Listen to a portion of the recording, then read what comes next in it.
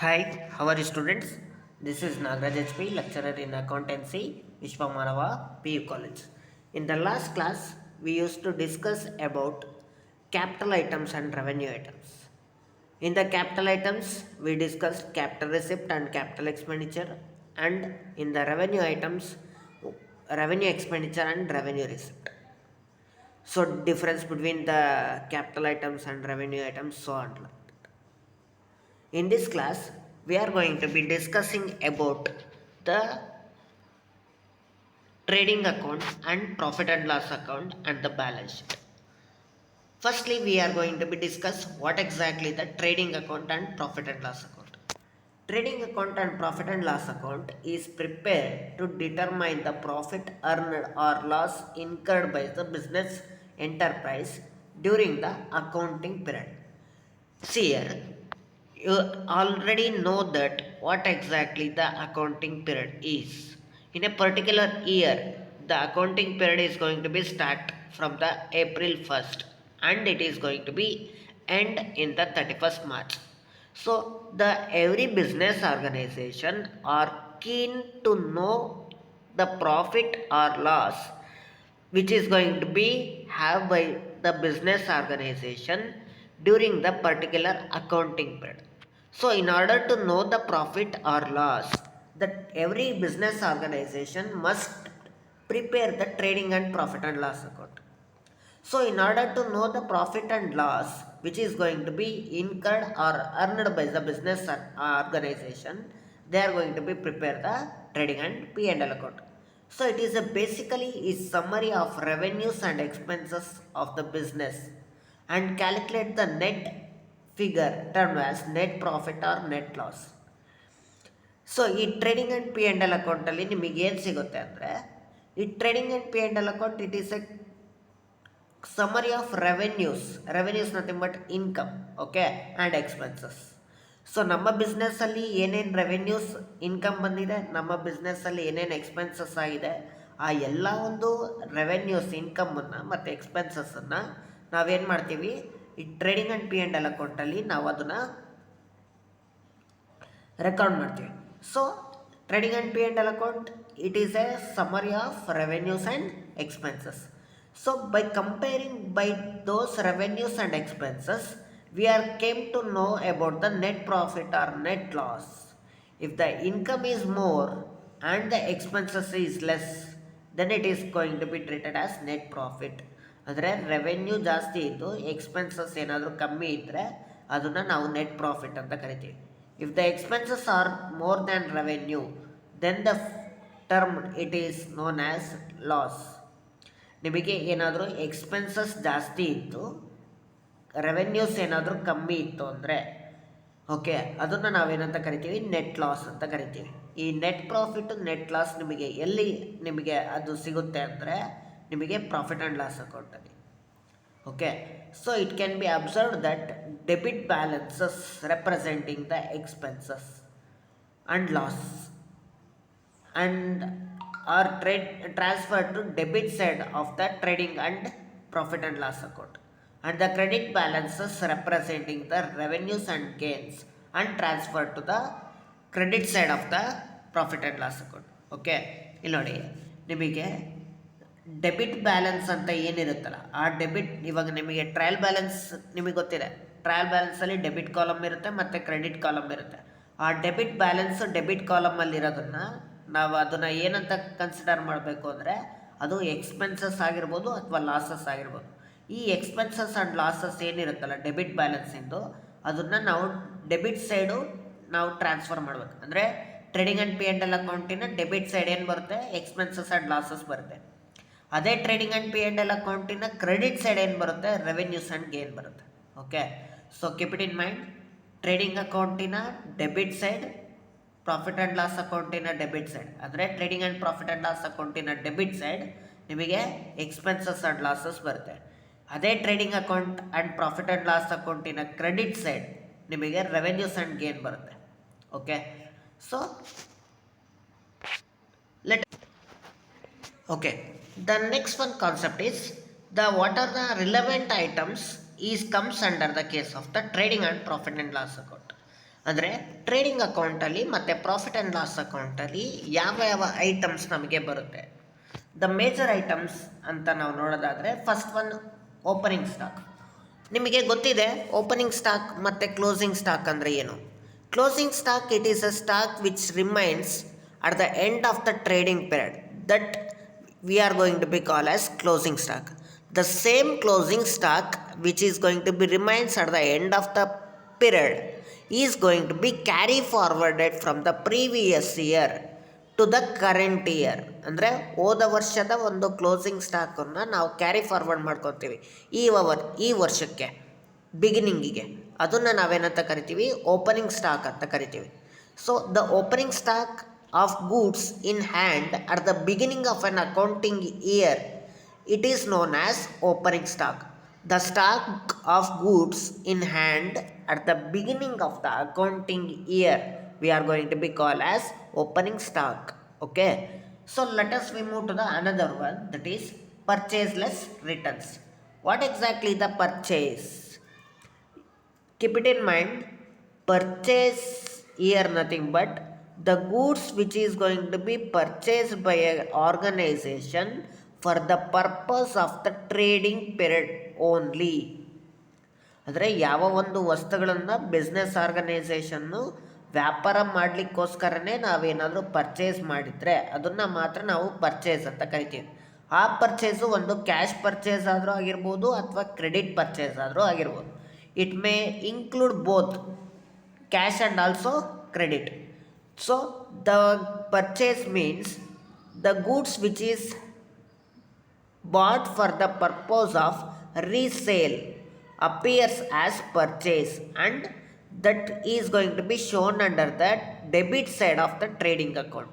ನೀವು ಏನು ಗೂಡ್ಸ್ನ ನೀವು ರೀಸೇಲ್ ಪರ್ಪೋಸಿಗೋಸ್ಕರ ನೀವೇನಾದರೂ ಪರ್ಚೇಸ್ ಮಾಡಿರ್ತೀರಲ್ಲ ಅದನ್ನು ನಾವೇನಂತ ಕರಿತೀವಿ, ಪರ್ಚೇಸ್ ಅಂತ ಕರಿತೀವಿ. ಆ ಪರ್ಚೇಸನ್ನು ನಾವು ಟ್ರೇಡಿಂಗ್ ಅಕೌಂಟಲ್ಲಿ ಡೆಬಿಟ್ ಸೈಡ್ ತೋರಿಸ್ಬೇಕು. ಸೊ ಆ ಡೆಬಿಟ್ ಸೈಡ್ ತೋರಿಸಿದ್ದಾದಮೇಲೆ ಅದೇ ಒಂದು ಪರ್ಚೇಸಸ್ಸು ನಾವೇನಾದರೂ ಸಪ್ಲೈಯರ್ಸಿಗೆ ನಾವೇನಾದರೂ ರಿಟರ್ನ್ ಮಾಡಿದರೆ, ಅಂದರೆ ಇವಾಗ ಗೂಡ್ಸ್ನ ಪರ್ಚೇಸ್ ಮಾಡಿರ್ತೀಯಪ್ಪ, ಪರ್ಚೇಸ್ ಮಾಡಿದ ಮೇಲೆ ಅದು ಸರಿ ಇರೋದಿಲ್ಲ. ಸೊ ಸರಿ ಇರಲ್ಲ ಅನ್ನೋ ಕಾರಣಕ್ಕೆ ನಾವು ಅದನ್ನು ಏನು ಮಾಡ್ತೀವಿ, ರಿಟರ್ನ್ಸ್ ಮಾಡ್ತೀವಿ. ಸೊ ಅದನ್ನು ನಾವು ಪರ್ಚೇಸ್ ರಿಟರ್ನ್ ಅಂತ ಕರಿತೀವಿ. The goods which are return to the suppliers is known as purchase return. Okay, so ಈ ಪರ್ಚೇಸಲ್ಲಿ ಪರ್ಚೇಸ್ ರಿಟರ್ನ್ಸನ್ನು ನಾವೇನು ಮಾಡ್ತೀವಿ, ಲೆಸ್ ಮಾಡ್ತೀವಿ. ಓಕೆ, ಸೊ ಪರ್ಚೇಸನ್ನು ಟ್ರೇಡಿಂಗ್ ಅಕೌಂಟಲ್ಲಿ ಆ ಕಡೆ ತೋರಿಸ್ಬೇಕು, ಡೆಬಿಟ್ ಸೈಡ್. ಅದೇ ಡೆಬಿಟ್ ಸೈಡಲ್ಲಿ ಪರ್ಚೇಸಲ್ಲಿ ಪರ್ಚೇಸ್ ರಿಟರ್ನ್ಸನ್ನು ನಾವೇನು ಮಾಡಬೇಕು, ಲೆಸ್ ಮಾಡಬೇಕು. ಸೊ ಲೆಸ್ ಮಾಡಿದ ಮೇಲೆ ನಮಗೆ ಏನು ಸಿಗುತ್ತೆ, ನೆಟ್ ಪರ್ಚೇಸ್ ಅಂತ ಸಿಗುತ್ತೆ. ಏನು ಸಿಗುತ್ತೆ, ನೆಟ್ ಪರ್ಚೇಸ್. ಓಕೆ, ಸೊ ಇದನ್ನು ನಾವು purchase less returns. Okay, so let us be move to the another one, that is wages. Wages means it is a remuneration paid to the workers who is directly engaged in the factory. That person who is going to be get the benefits from our business organization for the purpose of they are going to be working like loading the goods or unloading the goods, or they are involving in the production activities of the goods. So whatever the work which is going to be done by those worker, he is going to be get the remuneration as a wages. So wages andre ಏನಪ್ಪ, wages it is a remuneration paid to the workers who is in the factory only. ಯಾವೊಬ್ಬ ವ್ಯಕ್ತಿ ಫ್ಯಾಕ್ಟರಿಯಲ್ಲಿ ಅಂದರೆ ಕಾರ್ಖಾನೆ, ಕೈಗಾರಿಕೆ ಅಂತ ಏನು ಕರಿತೀವಲ್ವಾ, ಆ ಕಾರ್ಖಾನೆಯಲ್ಲಿ ವರ್ಕ್ ಮಾಡ್ತಕ್ಕಂಥ ವರ್ಕರ್ಸಿಗೆ ನಾವು ರೆಮ್ಯುನರೇಷನನ್ನು ಕೊಡ್ತೀವಿ. ಓಕೆ, ಅದನ್ನು ನಾವೇನಂತ ಕರಿತೀವಿ, ವೇಜಸ್ ಅಂತ ಕರಿತೀವಿ. ಸೊ ಒಂದು ಫ್ಯಾಕ್ಟ್ರಿಯಲ್ಲಿ ಯಾವ್ಯಾವ ಥರ ಕೆಲಸ ಮಾಡ್ತಾರೆ, ಯಾವ್ಯಾವ ಥರ ಕೆಲಸ ಮಾಡೋದಕ್ಕೆ ನಾವು ಅವ್ರಿಗೆ ದುಡ್ಡು ಕೊಡ್ತೀವಿ ಅಂತ ನೋಡೋದಾದರೆ, ಒಂದು ಲೋಡಿಂಗ್ ಮಾಡ್ತಾರೆ, ಅನ್ಲೋಡಿಂಗ್ ಮಾಡ್ತಾರೆ, ಅಂದರೆ ಗಾಡಿಯಿಂದ ಗೂಡ್ಸನ್ನು ಇಳಿಸೋದು ಮತ್ತು ಗೂಡ್ಸನ್ನು ಗಾಡಿಗೆ ಹಾಕೋದು, ಅದನ್ನು ಲೋಡಿಂಗ್ ಆ್ಯಂಡ್ ಅನ್ಲೋಡಿಂಗ್ ಅಂತ ಕರೀತಾರೆ. ಮತ್ತು ವಸ್ತುಗಳನ್ನ ಉತ್ಪಾದನೆ ಕಾರ್ಯದಲ್ಲಿ ಕೆಲಸ ಮಾಡ್ತಕ್ಕಂಥವ್ರು, ಅವರನ್ನು ನಾವು ವೇಜ್ ವರ್ಕರ್ಸ್ ಅಂತ ಕರಿತೀವಿ. ಅಂದರೆ ಅವತ್ತು ಆ ಒಂದು ಫ್ಯಾಕ್ಟ್ರಿಗೆ ಬಂದು ಅವರು ವರ್ಕ್ ಮಾಡ್ತಾರೆ. ಸೊ ವರ್ಕ್ ಮಾಡಿದಾಗ ಅವರಿಗೆ ದುಡ್ಡು ಸಿಗುತ್ತೆ.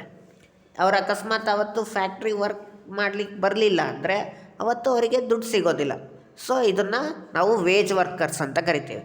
ಓಕೆ, ಸೊ ಈ ವೇಜಸ್ಸು ನಮಗೆ ನಾವು ವರ್ಕರ್ಸಿಗೆ ನಾವು ಪೇ ಮಾಡ್ತಾ ಇದ್ದೀವಿ ಅಂದರೆ ಅದು ಎಕ್ಸ್ಪೆನ್ಸಸ್. ಸೊ ಹಾಗಾಗಿ ಅದನ್ನು ನಾವು ಟ್ರೇಡಿಂಗ್ ಅಕೌಂಟಲ್ಲಿ ಡೆಬಿಟ್ ಸೈಡ್ ತೋರಿಸ್ಬೇಕು. Okay, next one carriage inwards or freight inwards. Carriage inwards ಅಂದ್ರೂ ಒಂದೇ ಅಥವಾ ಫ್ರೈಟ್ ಇನ್ವರ್ಡ್ಸ್ ಅಂತಂದ್ರೂ ಒಂದೇ. ಸೊ ಕ್ಯಾರೇಜ್ ಇನ್ವರ್ಡ್ಸ್ ಅಥವಾ ಫ್ರೈಟ್ ಇನ್ವರ್ಡ್ಸ್ ಅಂದರೆ carriages nothing but transportation. So transportation charges ಏನಿರುತ್ತಲ್ಲ ಅದನ್ನು ನಾವು ಗೂಡ್ಸ್ನ ನಾವು ಪರ್ಚೇಸ್ ಮಾಡೋ ಟೈಮಲ್ಲಿ ನಮ್ಮ ಒಂದು ಬಿಸ್ನೆಸ್ ಆರ್ಗನೈಸೇಷನ್ಗೆ ಗೂಡ್ಸು ಬರಲಿಕ್ಕೋಸ್ಕರ ನಾವು ಗೂಡ್ಸ್ನ ಪರ್ಚೇಸ್ ಮಾಡ್ತೀವಿ. ಸೊ ನಮ್ಮ ಬಿಸ್ನೆಸ್ ಆರ್ಗನೈಸೇಷನ್ಗೆ ಒಂದು ಬೇರೆ ಒಂದು ಸ್ಥಳದಿಂದ ನಮ್ಮ ಒಂದು ಬಿಸ್ನೆಸ್ಸಿಗೆ ಏನು ಗೂಡ್ಸ್ ಬರುತ್ತಲ್ಲ, ಸೊ ಆ ಬರಲಿಕ್ಕೋಸ್ಕರ ಏನು ಟ್ರಾನ್ಸ್ಪೋರ್ಟೇಷನ್ ಚಾರ್ಜಸ್ಸು ಪರ್ಚೇಸಿಂಗ್ ಟೈಮಲ್ಲಿ ನಾವು ಪೇ ಮಾಡ್ತೀವಲ್ವ, ಅದನ್ನು ನಾವೇನಂತ ಕರಿತೀವಿ, ಕ್ಯಾರೇಜ್ ಇನ್ವರ್ಡ್ಸ್ ಅಂತ ಕರಿತೀವಿ.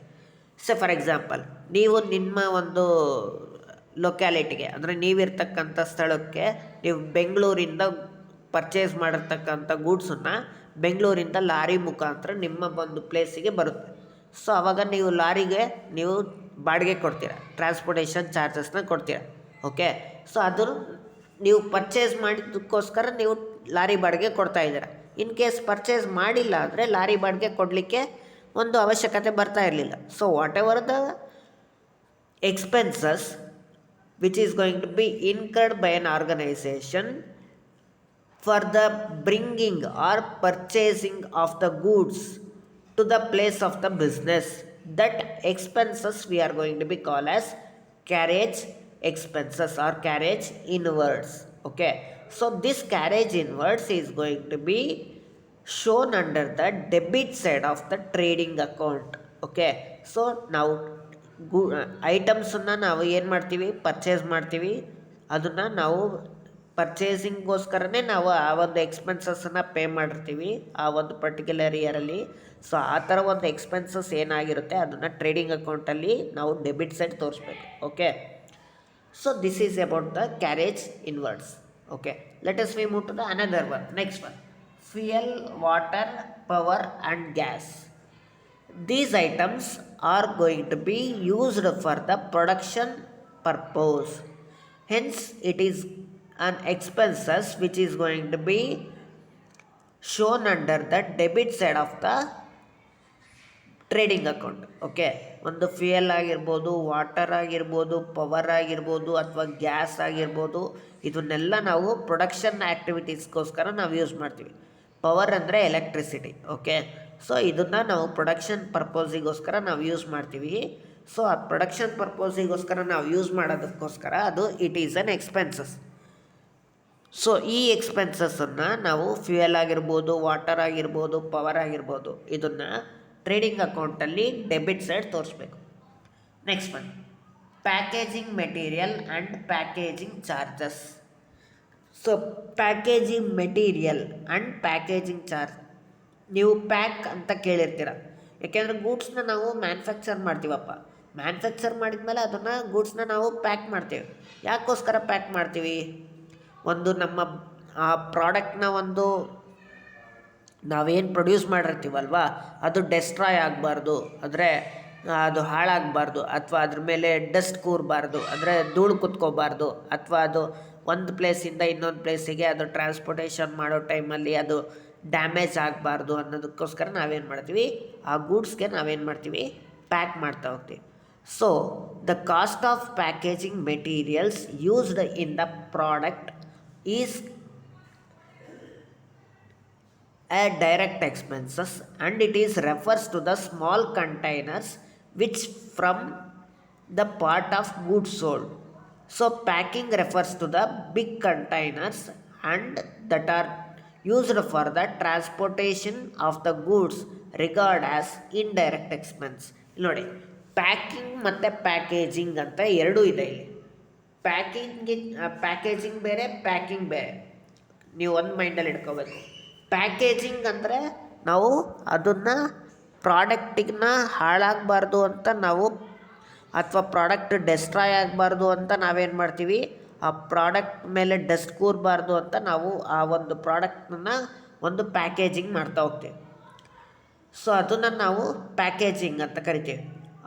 ಆ ಒಂದು ಪ್ಯಾಕೇಜಿಂಗು ನಮಗೆ ಹೇಗಿರುತ್ತೆ ಅಂದರೆ ಒಂದು ಸ್ಮಾಲ್ ಕಂಟೈನರ್ಸಲ್ಲಿ ಇರುತ್ತೆ. ಓಕೆ, ಸೊ ಆ ಸ್ಮಾಲ್ ಕಂಟೈನರ್ಸಲ್ಲಿ ನಾವು ಆ ಪ್ರಾಡಕ್ಟನ್ನು ಇಟ್ಬಿಟ್ಟು ನಾವು ಅದನ್ನು ನಾವು ಗೂಡ್ಸನ್ನು ಸೇಲ್ ಮಾಡಲಿಕ್ಕೋಸ್ಕರ ನಾವು ಅದನ್ನು ಪ್ರಿಪೇರ್ ಮಾಡಿರ್ತೀವಿ. ಅದು ಒಂದು ಡೈರೆಕ್ಟ್ ಎಕ್ಸ್ಪೆನ್ಸಸ್. ಸೊ ಇದು ಪ್ಯಾಕೇಜಿಂಗ್ ಅಂತ ಬಂದರೆ ಈ ಪ್ಯಾಕೇಜಿಂಗನ್ನು ನಾವು ಟ್ರೇಡಿಂಗ್ ಅಕೌಂಟಲ್ಲಿ ನಾವು ಡೆಬಿಟ್ ಸೈಡ್ ತೋರಿಸ್ಬೇಕು. ಬಟ್ ಪ್ಯಾಕಿಂಗ್ ಅಂತ ಬಂದರೆ packing it is A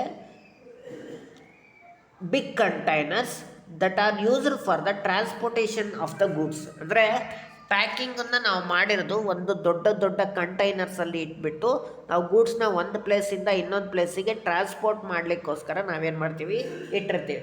okay, so ಆ ಥರ ಒಂದು ಬಿಗ್ ಕಂಟೈನರ್ಸಲ್ಲಿ ಇಟ್ಟು ನಾವು ಟ್ರಾನ್ಸ್ಪೋರ್ಟ್ ಮಾಡಬೇಕಾದ್ರೆ ನಮಗೆ ಆ ಒಂದು ಪ್ಯಾಕಿಂಗಿಗೆ ಆಗಿರ್ತಕ್ಕಂಥ ಒಂದು ಎಕ್ಸ್ಪೆನ್ಸಸ್ ಏನಿರುತ್ತಲ್ಲ ಅದು ಇಂಡೈರೆಕ್ಟ್ ಎಕ್ಸ್ಪೆನ್ಸಸ್. ಸೊ ಹಾಗಾಗಿ ಪ್ಯಾಕಿಂಗ್ ಬಂದುಬಿಟ್ಟು ಅದನ್ನು ನಾವು P&L ಅಕೌಂಟಲ್ಲಿ ತೋರಿಸ್ತೀವಿ. ಪ್ಯಾಕೇಜಿಂಗ್ ಬಂದುಬಿಟ್ಟು ಅದು ಸ್ಮಾಲ್ ಕಂಟೈನರ್ಸ್, ಪ್ಯಾಕಿಂಗ್ ಬಂದುಬಿಟ್ಟು ಅದು ಬಿಗ್ ಕಂಟೈನರ್ಸ್. ಸೊ ಪ್ಯಾಕೇಜಿಂಗ್ ಒಂದು ಸ್ಮಾಲ್ ಕಂಟೈನರ್ಸು ಆ ಪ್ರಾಡಕ್ಟಿಗೆ ಮಾಡ್ತಕ್ಕಂಥದ್ದು ಅದು ಡೈರೆಕ್ಟ್ ಎಕ್ಸ್ಪೆನ್ಸಸ್ ಆಗಿರೋದ್ರಿಂದ ಇದನ್ನು ಟ್ರೇಡಿಂಗ್ ಅಕೌಂಟಲ್ಲಿ ಹಾಕ್ತೀವಿ.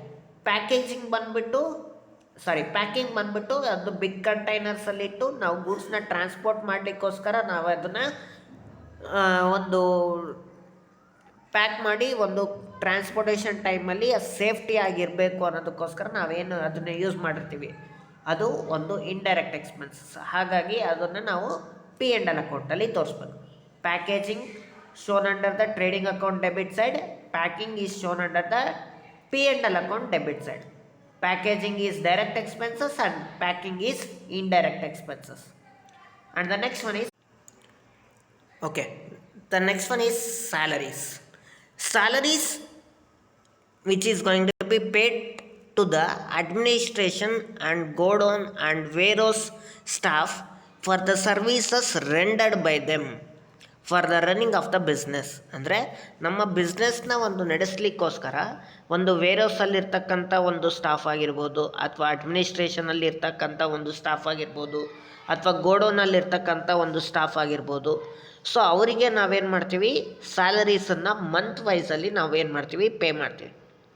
ಸೊ ಈ ಒಂದು ಸ್ಯಾಲರೀಸನ್ನು ನಾವು ಒಂದು ಬರೀ ದುಡ್ಡಿನ ರೂಪದಲ್ಲಾದರೂ ಆಗಿರ್ಬೋದು, ಅಥವಾ ಒಂದು ಏನಾದರೂ ಒಂದು ಅಡಿಷ್ನಲ್ ಆಗಿ ಅವರಿಗೆ ಫೆಸಿಲಿಟೀಸ್ನ ಕೊಡ್ತಾ ಹೋಗ್ತೀವಿ. ಏನು ಅಂದರೆ ಕ್ಯಾಂಟೀನ್ ಫೆಸಿಲಿಟೀಸ್ ಆಗಿರ್ಬೋದು, ಯೂನಿಫಾರ್ಮ್ ಆಗಿರ್ಬೋದು, ಮೆಡಿಕಲ್ ಫೆಸಿಲಿಟೀಸ್ ಆಗಿರ್ಬೋದು. So these are all the expenses which is going to be included in the salaries.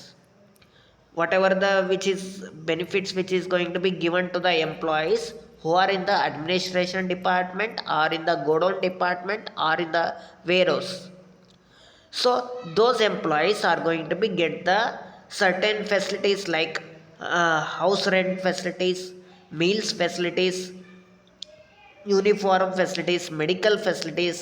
So these are all the benefits which is going to be given by the organization to those employees is considered as salaries.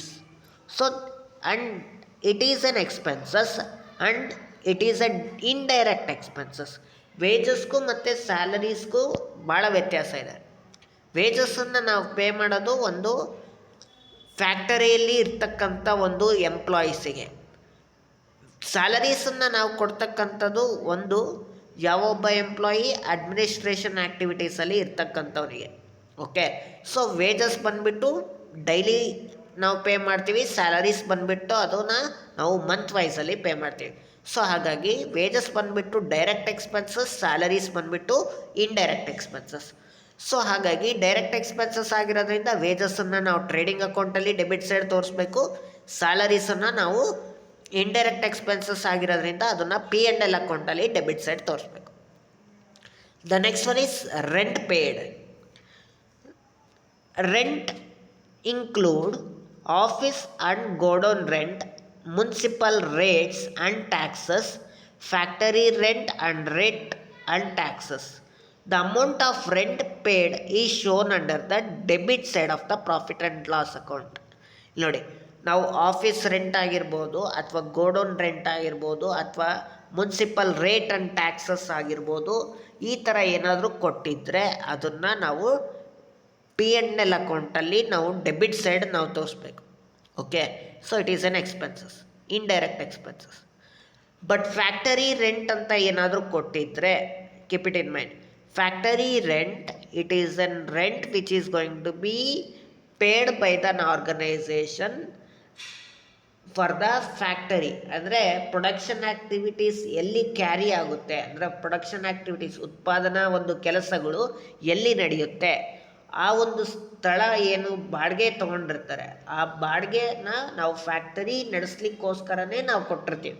So ಹಾಗಾಗಿ ಅದು direct expenses.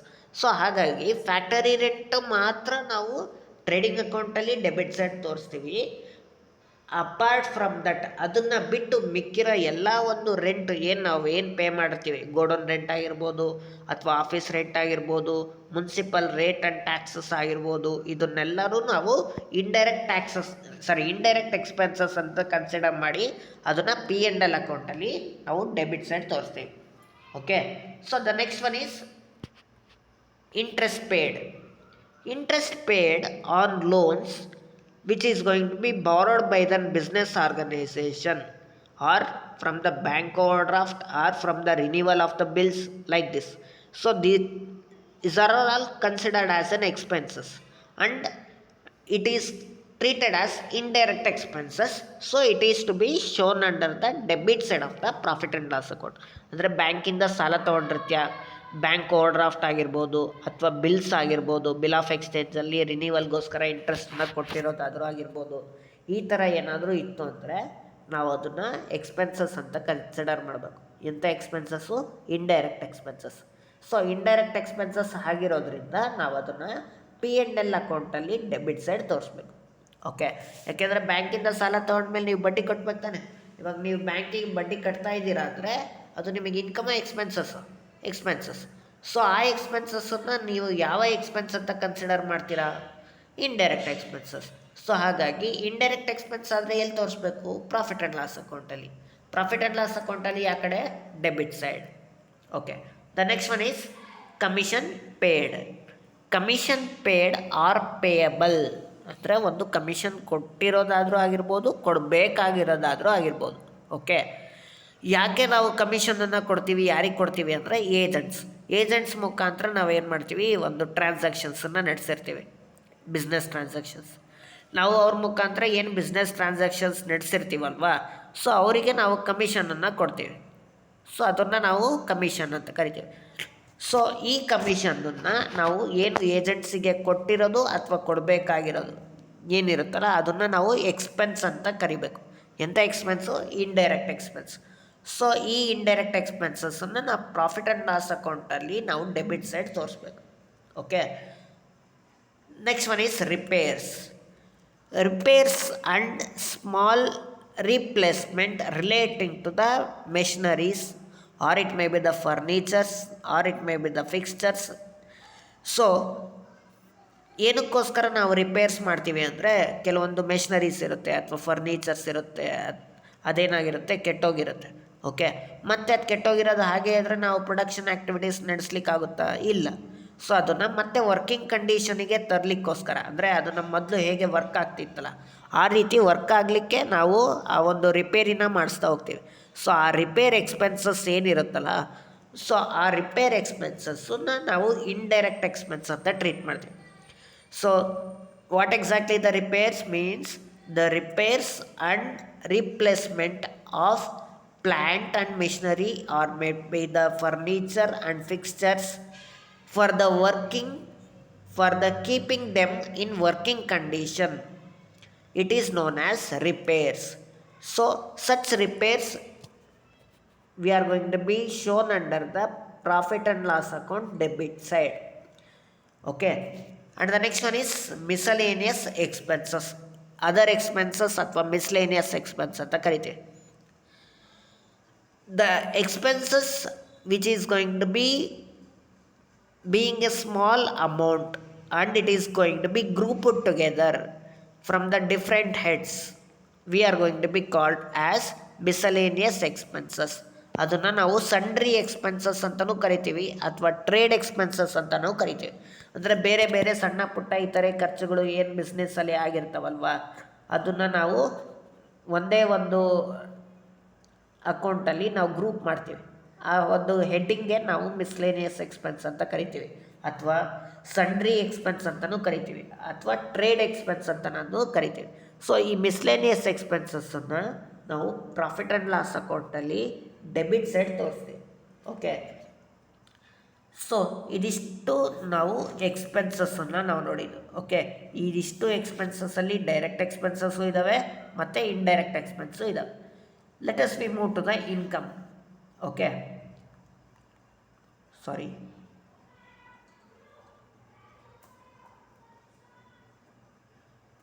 ಇನ್ಕಮಲ್ಲಿ first one ಏನಿದೆ, sales less returns. ಆಗಲೇ purchase less returns ಹೇಗೆ ನೋಡಿದ್ರೋ ಅದೇ ರೀತಿ sales less returns.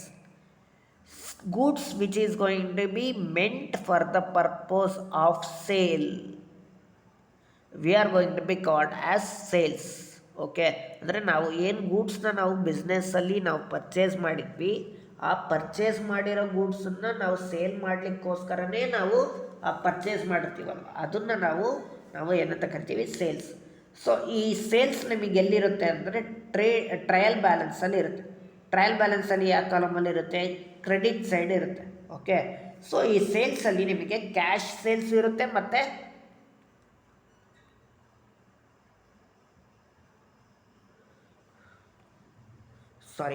ನಿಮಗೆ ಈ ಸೇಲ್ಸಲ್ಲಿ ಕ್ಯಾಶ್ ಸೇಲು ಇರುತ್ತೆ ಮತ್ತು ಕ್ರೆಡಿಟ್ ಸೇಲ್ಸ್ ಕೂಡ ಇರುತ್ತೆ. ಓಕೆ, ಸೊ ಈ ಸೇಲ್ಸನ್ನು ನಾವು ಏನು ಕಸ್ಟಮರ್ಸಿಗೆ ಮಾಡಿರ್ತೀವಿ, ಆ ಕಸ್ಟಮರ್ಸಿಗೆ ಮಾಡಿದ ಮೇಲೆ ಕಸ್ಟಮರ್ಸ್ ಏನು ಮಾಡ್ತಾರೆ, ರಿಟರ್ನ್ ಮಾಡ್ತಾರೆ. ಅಂದರೆ ಸರಿ ಇಲ್ಲದಲೇ ಇರೋ ರೀಸನ್ ಆಗಿರ್ಬೋದು, ಅಥವಾ ಅವರಿಗೆ ಇಷ್ಟ ಆಗ್ದಲೇ ಇರೋ ರೀಸನ್ ಆಗಿರ್ಬೋದು, ಯಾವುದೋ ಒಂದು ರೀಸನಲ್ಲಿ ನಾವು ಸೇಲ್ ಮಾಡಿರ್ತಕ್ಕಂಥ ವಸ್ತುಗಳನ್ನ ಕಸ್ಟಮರ್ಸ್ ಏನು ಮಾಡ್ತಾರೆ, ಸರಿ ಇರಲ್ಲ ಅಂತ ರಿಟರ್ನ್ ಮಾಡ್ತಾರೆ. ಸೊ ಆ ಥರ ರಿಟರ್ನ್ ಮಾಡಿರೋದನ್ನು ನಾವು ಸೇಲ್ಸ್ ರಿಟರ್ನ್ ಅಂತ ಹೇಳ್ತೀವಿ, ಏನಂತ ಕರಿತೀವಿ, ಸೇಲ್ಸ್ ರಿಟರ್ನ್. ಸೊ ಈ ಸೇಲ್ಸ್ ರಿಟರ್ನ್ಸನ್ನು ನಾವೇನು ಮಾಡಬೇಕು, ಸೇಲ್ಸಲ್ಲಿ ಲೆಸ್ ಮಾಡಬೇಕು. ಓಕೆ, ಸೊ ಸೇಲ್ಸಲ್ಲಿ ಸೇಲ್ಸ್ ರಿಟರ್ನನ್ನು ಲೆಸ್ ಮಾಡಿದರೆ ನಮಗೇನು ಸಿಗುತ್ತೆ, ನೆಟ್ ಸೇಲ್ಸ್. ಓಕೆ, ಸೊ ಈ ಸೇಲ್ಸನ್ನು sales less returns, that is net ಸೇಲ್ಸನ್ನು ನಾವು ಟ್ರೇಡಿಂಗ್ ಅಕೌಂಟಲ್ಲಿ ಕ್ರೆಡಿಟ್ ಸೈಡ್ ತೋರಿಸ್ಬೇಕು. Okay, so sales less returns, it is going to be shown on the credit side of trading accounts. Whatever the goods which is going to be returned by the customers is going to be called as return inwards or sales returns. It is to be deduct in the total sales. Okay, and whatever the amount which we get by deduction of sales return in the total sales, we are going to be get as net sales. Okay, and next one is other income. Apart from the salaries and other gains and income are also recorded in the profit and loss account. For example, ಅಂದರೆ ನಮಗೆ salaries ನಾವು receive ಮಾಡಿರೋದು ಅಥವಾ ಏನಾದರೂ ಬೇರೆದು ಒಂದು income ಬಂದಿರೋದಾದರೂ ಆಗಿರ್ಬೋದು. ಅಂದರೆ ಗೇನ್ ಯಾವ ರೀತಿ ಬಂದಿರುತ್ತೆ ಅಂದರೆ, ಒಂದು ಅಸೆಟ್ಟನ್ನು ನಾವು ಸೇಲ್ ಮಾಡ್ತೀವಿ, ನಾವು ಒಂದು ಅಸೆಟ್ಟನ್ನು 10 ಲಕ್ಷಕ್ಕೆ ತೊಗೊಂಡು 12 ಲಕ್ಷಕ್ಕೆ ಮಾರ್ತೀವಿ, ಅದು ಗೇನ್. ಅದು ಓಕೆ, ಸೊ ಈ ಥರ ಗೇನ್ ಅಂತ ಏನು ಬಂದಿರುತ್ತೆ ಅದನ್ನು ಬಿಟ್ಟು ನಾವು ನೋಡೋದಾದರೆ, ಒಂದು ರೆಂಟನ್ನು ರಿಸೀವ್ ಮಾಡಿರೋದಾದರೂ ಆಗಿರ್ಬೋದು, ಡಿವಿಡೆಂಡನ್ನು ರಿಸೀವ್ ಮಾಡಿರೋದಾದರೂ ಆಗಿರ್ಬೋದು, ಇಂಟ್ರೆಸ್ಟ್ ರಿಸೀವ್ ಆಗಿರ್ಬೋದು, ಡಿಸ್ಕೌಂಟ್ ರಿಸೀವ್ ಆಗಿರ್ಬೋದು, ಕಮಿಷನ್ ರಿಸೀವ್ ಆಗಿರ್ಬೋದು. ಅಂದರೆ ಇವೆಲ್ಲ ಇನ್ಕಮನ್ನು ನಾವು ಬಿಸ್ನೆಸ್ಸಿಗೆ ನಾವು ರಿಸೀವ್ ಮಾಡ್ತೀವಿ. ಅಂದರೆ ನಮ್ಮ ಬಿಸ್ನೆಸ್ಸಿಗೆ ನಾವು ಏನು ಮಾಡ್ತೀವಿ, ರೆಂಟನ್ನು ರಿಸೀವ್ ಮಾಡ್ತೀವಿ, ನಮ್ಮ ಬಿಸ್ನೆಸ್ಸಿಗೆ ನಾವು ಇಂಟ್ರೆಸ್ಟನ್ನು ರಿಸೀವ್ ಮಾಡ್ತೀವಿ, ಡಿಸ್ಕೌಂಟನ್ನು ರಿಸೀವ್ ಮಾಡ್ತೀವಿ, ನಮ್ಮ ಬಿಸ್ನೆಸ್ಸಿಗೆ ಡಿಸ್ಕೌಂಟ್ ಬಂದಿರುತ್ತೆ. ಇದೆಲ್ಲ ನಾವು ಇನ್ಕಮ್ ಅಂತ ಟ್ರೀಟ್ ಮಾಡ್ತೀವಿ. ಸೊ ಈ ಇನ್ಕಮ್ ಏನಿರುತ್ತಲ್ಲ ಅದನ್ನು ನಾವು ಪ್ರಾಫಿಟ್ ಆ್ಯಂಡ್ ಲಾಸ್ ಅಕೌಂಟಲ್ಲಿ ನಾವು ಕ್ರೆಡಿಟ್ ಸೈಡ್ ತೋರಿಸ್ಬೇಕು. Okay, so these are all the items we are going to be recorded in the trading account and the profit and loss account. Okay, let us we know what exactly the trading account and the profit and loss account is. Trading account ascertains the result from the basic operational activities of the business. Trading account ಏನು ಅಂದರೆ, ನಮಗೆ trading account ಬಿಸ್ನೆಸ್ನ basic operational activities. ಬಿಸ್ನೆಸ್ನ basic operational activities ಏನಪ್ಪ ಅಂದರೆ buying and selling activities. The basic operational activities involve manufacturing of the goods or purchasing of the goods and selling of the goods. So ಬಿಸ್ನೆಸ್ನ basic operational activities ಅಂತ ನಾವು ನೋಡೋದಾದರೆ, ಒಂದು ಗೂಡ್ಸ್ನ manufacturing ಆಗಿರ್ಬೋದು, ಅಥವಾ purchase ಆದರೂ ಆಗಿರ್ಬೋದು, ಅಥವಾ ಸೆಲ್ ಆಗಿರ್ಬೋದು. ಈ ಒಂದು ಬೇಸಿಕ್ ಆಪರೇಷನಲ್ ಆ್ಯಕ್ಟಿವಿಟೀಸಲ್ಲಿ ಬರ್ತಕ್ಕಂಥ ಐಟಮ್ಸನ್ನು ನಾವು ಮಾತ್ರ ನಾವು ಟ್ರೇಡಿಂಗ್ ಅಕೌಂಟಲ್ಲಿ ನಾವು ತೋರಿಸ್ಬೇಕು. Okay, so it is prepared to ascertain whether the selling of goods and or rendering of the services to the customers have proved profitable to the business or not. ಅಂದರೆ ನಾವು trading ಅಕೌಂಟನ್ನು ಮಾಡೋ ಉದ್ದೇಶ ಏನಪ್ಪ ಅಂದರೆ, ನಾವು ಈ ಒಂದು ಎಲ್ಲ ಆ್ಯಕ್ಟಿವಿಟೀಸಲ್ಲಿ ಬರ್ತಕ್ಕಂಥ ಯಾವುದೇ ಐಟಮ್ಸನ್ನು ನಾವು ಟ್ರೇಡಿಂಗ್ ಅಕೌಂಟಲ್ಲಿ ರೆಕಾರ್ಡ್ ಮಾಡಿದ ಮೇಲೆ ನಮ್ಮ ಬಿಸ್ನೆಸ್ಸು ಪ್ರಾಫಿಟಬಲಿ ಇದೆಯೋ ಇಲ್ವೋ ಅಂತ ನಾವು ನೋಡಲಿಕ್ಕೋಸ್ಕರನೇ ನಾವು ಟ್ರೇಡಿಂಗ್ ಅಕೌಂಟನ್ನು ನಾವು ಪ್ರಿಪೇರ್ ಮಾಡೋದು. Okay, so what exactly the profit and loss account then? The profit and loss account highlights the profit earned or loss sustained by the business entity in the course of business operation during a given period. ಅಂದರೆ ನಮ್ಮ ಒಂದು ಬಿಸ್ನೆಸ್ಸಿನ ಒಂದು basic business ಆಪರೇಷನ್ಸಿಂದ ನಮ್ಮ ಒಂದು ಬಿಸ್ನೆಸ್ಸಲ್ಲಿ profit earn ಆಗಿದೆಯೋ ಅಥವಾ loss incur ಆಗಿದೆಯೋ ಅಂತ ನೋಡಲಿಕ್ಕೋಸ್ಕರನೇ ನಾವು ಪ್ರಾಫಿಟ್ ಆ್ಯಂಡ್ ಲಾಸ್ ಅಕೌಂಟನ್ನು ನಾವು ಪ್ರಿಪೇರ್ ಮಾಡ್ತೀವಿ. So this is about the trading account and profit and loss account and it's items. Okay, that is we know the format of that. Okay, ಇಲ್ಲಿ ನೋಡಿ, ಇದು ಬಂದುಬಿಟ್ಟು ಟ್ರೇಡಿಂಗ್ ಅಕೌಂಟಿನ ಒಂದು ಫಾರ್ಮೆಟ್. ಓಕೆ, ಸೊ ಈ ಟ್ರೇಡಿಂಗ್ ಅಕೌಂಟಲ್ಲಿ ನಾವು ಏನೇನು ಐಟಮ್ಸ್ ಬರುತ್ತೆ ಅಂತ ನಾವು ಆಗಲೇ ನೋಡಿದ್ವಲ್ವ. ಒಂದು ಓಪನಿಂಗ್ ಸ್ಟಾಕು ಡೆಬಿಟ್ ಸೈಡ್ ತೋರಿಸ್ಬೇಕು. ಆಗಲೇ ಹೇಳಿದೆ ಪರ್ಚೇಸ್ಲೆಸ್ ರಿಟರ್ನ್ಸ್ ಅಂತ. ಸೊ ಪರ್ಚೇಸ್ಲೆಸ್ ರಿಟರ್ನ್ಸ್ನ ಯಾವ ರೀತಿ ಬರೀಬೇಕು ಅಂದರೆ, ಫಸ್ಟ್ ಇಲ್ಲಿ ಪರ್ಚೇಸಿನ ಅಮೌಂಟ್ ಬರೀಬೇಕು, ಆಮೇಲೆ ಲೆಸ್ ರಿಟರ್ನ್ಸ್ ಅಂತ ಬರೆದು ಅದನ್ನು ಲೆಸ್ ಮಾಡಿದ್ದಾದಮೇಲೆ ಈ ಔಟರ್ ಕಾಲಮಲ್ಲಿ ಏನು ಅಮೌಂಟ್ ಬರೆದಿರ್ತೀವಲ್ವ, ಇದನ್ನು ನೆಟ್ ಸೇಲ್ಸ್ ಅಂತ ಕರಿತೀವಿ, ನೆಟ್ ಪರ್ಚೇಸ್ ಅಂತ ಕರಿತೀವಿ. ಸೊ ಡೈರೆಕ್ಟ್ ಎಕ್ಸ್ಪೆನ್ಸಸ್, ಇಲ್ಲಿ ನೋಡಿ, ಡೈರೆಕ್ಟ್ ಎಕ್ಸ್ಪೆನ್ಸ್ ಅಂದರೆ ಏನು ಅಂತ ನಾನು ನಿಮಗೆ ಹೇಳ್ತೀನಿ, ಮತ್ತು ಇಂಡೈರೆಕ್ಟ್ ಎಕ್ಸ್ಪೆನ್ಸಸ್ ಅಂದರೆ ಏನು ಅಂತ ಹೇಳ್ತೀನಿ. ಫಸ್ಟ್ ಫಾರ್ಮೆಟ್ ನೋಡಿ. ಸೊ ಡೈರೆಕ್ಟ್ ಎಕ್ಸ್ಪೆನ್ಸಸ್ಸಲ್ಲಿ ಒಂದು ಕ್ಯಾರೇಜ್ ಇನ್ವರ್ಡ್ಸ್ ಇದೆ. Carriage inwards nothing but freight inwards. Okay, freight charges, octroi, dock dues ಅಂದರೆ ನಿಮಗೆ ಪೋರ್ಟ್ ಯಾರ್ಡ್ ಅಂತ ಗೊತ್ತಿದೆಯಲ್ಲ, ಪೋರ್ಟ್ ಯಾರ್ಡ್ ಅಂದರೆ ಬಂದರು ಪ್ರದೇಶ. ಆ ಬಂದರು ಪ್ರದೇಶದಲ್ಲಿ ನಾವು ಏನು ಒಂದು ಸೀವೇಸ್ ಮುಖಾಂತರ ಅಂದರೆ ಸಮುದ್ರದ ಮುಖಾಂತರ ನಾವೇನು ಮಾಡ್ತೀವಿ, ಗೂಡ್ಸನ್ನು ನಾವೇನು ಮಾಡ್ತೀವಿ, ಇಂಪೋರ್ಟ್ ಮಾಡ್ಕೊತೀವಿ ಬೇರೆ ಒಂದು ದೇಶದಿಂದ.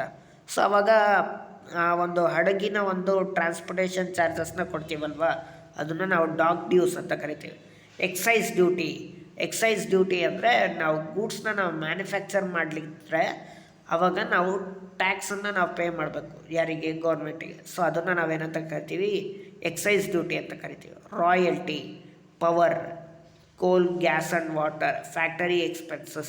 So these are all we are going to be treated as direct expenses. So these type of direct expenses only we are going to be shown in the trading account. Okay, sales credit ಸೈಡಲ್ಲಿ sales ಮತ್ತು sales returns ಇದೆ. ಸೇಲ್ಸನ್ನು first inner ಕಾಲಮಲ್ಲಿ ಬರೀಕೋಬೇಕು, ಆಮೇಲೆ ರಿಟರ್ನ್ಸನ್ನು less ಮಾಡಬೇಕು. So sales ರಿಟರ್ನನ್ನು less ಮಾಡಿದ ಮೇಲೆ outer ಕಾಲಮಲ್ಲಿ ಏನು amount ಬರೀತಿರಲ್ಲ ಅದನ್ನು ನೆಟ್ ಸೇಲ್ಸ್ ಅಂತ ಕರಿತೀವಿ. ಸೊ ಡೆಬಿಟ್ ಸೈಡಲ್ಲಿ ಓಪನಿಂಗ್ ಸ್ಟಾಕ್ ಬರುತ್ತೆ, ಕ್ರೆಡಿಟ್ ಸೈಡಲ್ಲಿ ಕ್ಲೋಸಿಂಗ್ ಸ್ಟಾಕ್ ಬರುತ್ತೆ. ಓಪನಿಂಗ್ ಸ್ಟಾಕ್ ಬಂದುಬಿಟ್ಟು ಟ್ರೇಡಿಂಗ್ ಅಕೌಂಟ್ ಡೆಬಿಟ್ ಸೈಡ್ ಬರುತ್ತೆ, ಕ್ಲೋಸಿಂಗ್ ಸ್ಟಾಕ್ ಬಂದುಬಿಟ್ಟು ಟ್ರೇಡಿಂಗ್ ಅಕೌಂಟ್ ಕ್ರೆಡಿಟ್ ಸೈಡ್ ಬರುತ್ತೆ. ಓಕೆ, ಸೊ ಇವೆರಡನ್ನೂ ನಾವು ಬ್ಯಾಲೆನ್ಸ್ ಮಾಡಿದಾಗ ಈ ಎಕ್ಸ್ಪೆನ್ಸಸ್ ಜಾಸ್ತಿ ಇದ್ದು ಈ ಇನ್ಕಮ್ ಕಮ್ಮಿ ಇತ್ತು ಅಂದರೆ ಅದನ್ನು ಗ್ರಾಸ್ ಲಾಸ್ ಅಂತ ಕರಿತೀವಿ. ಬಟ್ ಅದೇ ಇನ್ಕಮ್ ಜಾಸ್ತಿ ಇದ್ದು ಈ ಎಕ್ಸ್ಪೆನ್ಸಸ್ ಏನಾದರೂ ಕಮ್ಮಿ ಇತ್ತು ಅಂದರೆ ಆವಾಗ ನಮಗೆ ಏನು ಸಿಗುತ್ತೆ, ಗ್ರಾಸ್ ಪ್ರಾಫಿಟ್ ಅಂತ ಸಿಗುತ್ತೆ. ಈ ಗ್ರಾಸ್ ಪ್ರಾಫಿಟ್ ಆಗಲಿ ಗ್ರಾಸ್ ಲಾಸ್ ಆಗಲಿ ನೆಕ್ಸ್ಟ್ ನಾವು ಅದನ್ನು P&L ಅಕೌಂಟಿಗೆ ಕ್ಯಾರಿ ಫಾರ್ವರ್ಡ್ ಮಾಡ್ತೀವಿ. ಓಕೆ, ಸೊ ಗ್ರಾಸ್ ಪ್ರಾಫಿಟನ್ನು ನಾವು ಕ್ರೆಡಿಟ್ ಸೈಡ್ ತೋರಿಸ್ಬೇಕು, ಗ್ರಾಸ್ ಲಾಸನ್ನು ಡೆಬಿಟ್ ಸೈಡ್ ತೋರಿಸ್ಬೇಕು. ಓಕೆ, ಸೊ ಇಲ್ಲಿ ಸ್ಯಾಲರೀಸು, ಆಫೀಸ್ ರೆಂಟು ಮತ್ತು purchase stationery, printing and stationery ಇವಿಷ್ಟು ಎಕ್ಸ್ಪೆನ್ಸಸ್ ಏನಿದೆಯಲ್ಲ ಇವೆಲ್ಲ ನಾವು ಇಂಡೈರೆಕ್ಟ್ ಎಕ್ಸ್ಪೆನ್ಸಸ್ ಅಂತ ಕರಿತೀವಿ. ಏನಂತ ಕರಿತೀವಿ, ಇಂಡೈರೆಕ್ಟ್ ಎಕ್ಸ್ಪೆನ್ಸಸ್. ಸೊ ಇಷ್ಟು ಏನು ಕ್ರೆಡಿಟ್ ಸೈಡ್ ಇದೆಯಲ್ಲ ಇದು income. Okay, so income discount receive, commission receive ಆಗಲಿ, ಇಂಟ್ರೆಸ್ಟ್ ರಿಸೀವ್ಡ್ ಅಂತ ಹೇಳಿದೆ, ರೆಂಟ್ ರಿಸೀವ್. ಸೊ ಈ ಇನ್ಕಮನ್ನೆಲ್ಲ ನಾವು ಪ್ರಾಫಿಟ್ ಆ್ಯಂಡ್ ಲಾಸ್ ಅಕೌಂಟಲ್ಲಿ ಆ ಕಡೆ ತೋರಿಸ್ಬೇಕು, credit side. Okay Okay, let us we know what exactly the direct expense. Direct expenses means all expenses directly connected with the manufacturing or purchasing the goods and bringing them to the point of sale. ಅಂದರೆ ಯಾವುದೇ ಒಂದು ವಸ್ತುಗಳನ್ನ ಒಂದು manufacturing ಮಾಡಿ manufacturing ಪಾಯಿಂಟಿಂದ ಹಿಡಿದು selling point ತನಕ ನಾವು ತರಲಿಕ್ಕೆ ಏನೇನು ಎಕ್ಸ್ಪೆನ್ಸಸ್ ಆಗಿರುತ್ತೆ ಆ ಎಲ್ಲ ಎಕ್ಸ್ಪೆನ್ಸಸ್ಸನ್ನು ನಾವೇನಂತ ಕರಿತೀವಿ, ಡೈರೆಕ್ಟ್ ಎಕ್ಸ್ಪೆನ್ಸಸ್ ಅಂತ ಕರಿತೀವಿ. ಓಕೆ, ಅಂದರೆ ನಾವು ಒಂದು ವಸ್ತುನ ಉತ್ಪಾದನೆ ಮಾಡ್ತೀವಿ, ಉತ್ಪಾದನೆ ಮಾಡಿ ಅದನ್ನು ಸೇಲ್ ಮಾಡೋ ಒಂದು ಹಂತಕ್ಕೆ ತನಕ ಬರಲಿಕ್ಕೆ ಏನೇನು ಎಕ್ಸ್ಪೆನ್ಸಸ್ ಆಗಿರುತ್ತೆ ಆ ಎಲ್ಲ ಎಕ್ಸ್ಪೆನ್ಸಸ್ಸನ್ನು ನಾವೇನಂತ ಕರಿತೀವಿ, ಡೈರೆಕ್ಟ್ ಎಕ್ಸ್ಪೆನ್ಸಸ್ ಅಂತ ಕರಿತೀವಿ. ಸೊ ಆ ಡೈರೆಕ್ಟ್ ಎಕ್ಸ್ಪೆನ್ಸಸ್ಸಲ್ಲಿ ನಾವು ನೋಡೋದಂದರೆ carriage inwards, freight inwards, wages, factory lighting, coal, water, fuel, royalty, etc. So these are all we are going to be considered as direct expenses. So similarly, sales constitute the main item of revenue for the business. ಅಂದರೆ sales ಅನ್ನೋದು ಒಂದು major source of income ಒಂದು ಬಿಸ್ನೆಸ್ಸಿಗೆ. So the excess of sales over the purchase and in direct expenses we are going to be call as gross profit. ಇಲ್ಲಿ ನೋಡಿ, ಈ ಒಂದು sales ಮತ್ತು ಈ ಪರ್ಚೇಸು ಮತ್ತು ಈ ಡೈರೆಕ್ಟ್ ಎಕ್ಸ್ಪೆನ್ಸಸ್, ಈ ಪರ್ಚೇಸು ಮತ್ತು ಡೈರೆಕ್ಟ್ ಎಕ್ಸ್ಪೆನ್ಸಸ್ ಎರಡೂ ಆ್ಯಡ್ ಮಾಡಿ ಈ ಸೇಲ್ಸಿಗೆ ಕಂಪೇರ್ ಮಾಡಿದಾಗ ಸೇಲ್ಸ್ ಜಾಸ್ತಿ ಇದ್ದು ಈ ಪರ್ಚೇಸು ಮತ್ತು ಡೈರೆಕ್ಟ್ ಎಕ್ಸ್ಪೆನ್ಸಸ್ ಕಮ್ಮಿ ಇದ್ದರೆ ಅದನ್ನು ನಾವು ಗ್ರಾಸ್ ಪ್ರಾಫಿಟ್ ಅಂತ ಕರಿತೀವಿ. ಅದೇ ನಮಗೆ ಪರ್ಚೇಸು ಮತ್ತು ಡೈರೆಕ್ಟ್ ಎಕ್ಸ್ಪೆನ್ಸಸ್ ಜಾಸ್ತಿ ಇದ್ದು ಈ ಸೇಲ್ಸ್ ಕಮ್ಮಿ ಇತ್ತು ಅಂದರೆ ಅದನ್ನು ನಾವು ಗ್ರಾಸ್ ಲಾಸ್ ಅಂತ ಕರಿತೀವಿ. ಅದನ್ನೇ ಇಲ್ಲಿ ಹೇಳಿರೋದು ನೋಡಿ, the excess of sales over the purchase and direct expenses is called as gross profit. If the amount of purchase including the direct expenses is more than the sales revenue then the resultant figure is gross loss. Okay, so ಅದನ್ನು gross ಪ್ರಾಫಿಟನ್ನು calculate ಮಾಡಲಿಕ್ಕೆ ಒಂದು equation ಹೇಳಿದರೆ, gross profit is equal to sales minus purchase plus direct expense. ಈ purchase ಮತ್ತು direct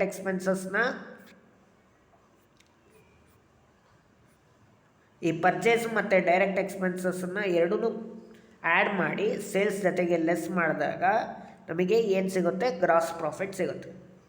so this gross profit or the gross loss is going to be transfer to what, profit and loss account. ನಾನು ಆಗಲೇ ತೋರಿಸ್ದೆ, ಈ gross profit ಏನು ಇಲ್ಲಿ debit side ಇದೆ ಅದು P and L ಅಕೌಂಟಲ್ಲಿ ಆ ಕಡೆ ಬರುತ್ತೆ ಕ್ರೆಡಿಟ್ ಸೈಡ್. ಓಕೆ, ಅದೇ ರೀತಿ ಗ್ರಾಸ್ ಲಾಸ್ ಏನು ಟ್ರೇಡಿಂಗ್ ಅಕೌಂಟಲ್ಲಿ ಕ್ರೆಡಿಟ್ ಸೈಡ್ ಇದೆ ಅದನ್ನು ಪಿ ಆ್ಯಂಡ್ ಎಲ್ ಅಕೌಂಟಲ್ಲಿ ಡೆಬಿಟ್ ಸೈಡ್ ತೋರಿಸ್ತೀವಿ.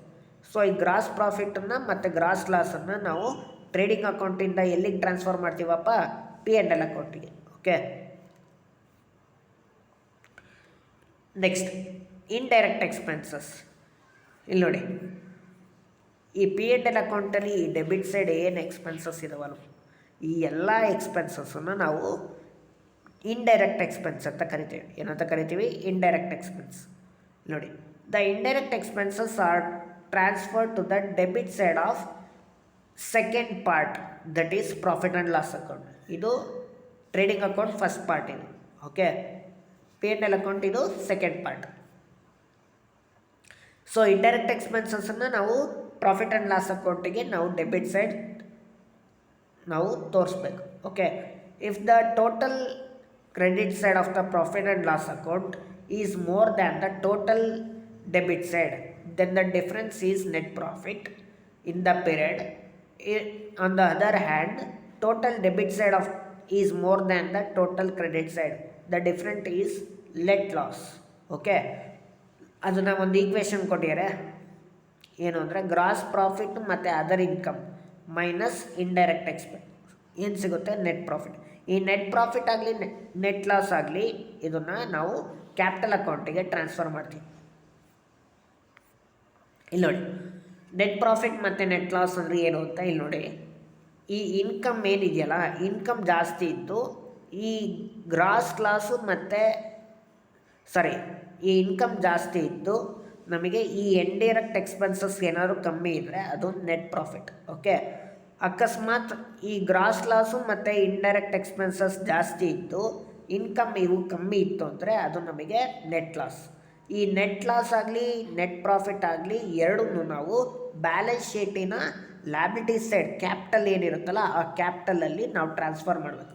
ನೆಟ್ ಪ್ರಾಫಿಟ್ ಇತ್ತು ಅಂದರೆ ಕ್ಯಾಪಿಟಲಿಗೆ ಆ್ಯಡ್ ಮಾಡಬೇಕು, ನೆಟ್ ಲಾಸ್ ಇತ್ತು ಅಂದರೆ ಕ್ಯಾಪಿಟಲಲ್ಲಿ ಲೆಸ್ ಮಾಡಬೇಕು. Okay, so this is all about the trading account and the profit and loss account. Okay, the next one is balance sheet.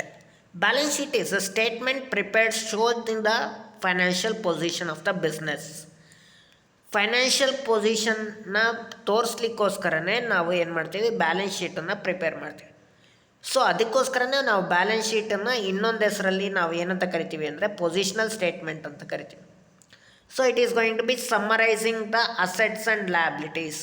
ನಮ್ಮ ಬಿಸ್ನೆಸ್ಸನ್ನ ಅಸೆಟ್ಟು ಮತ್ತು ಲ್ಯಾಬಿಲಿಟೀಸನ್ನು ಏನು ಮಾಡುತ್ತೆ, ಸಮ್ಮರೈಸ್ ಮಾಡುತ್ತೆ. ಯಾವುದು, balance sheet. Okay, in a particular date. So the asset reflects the debit balance and liabilities and the capital including reflects the credit balance.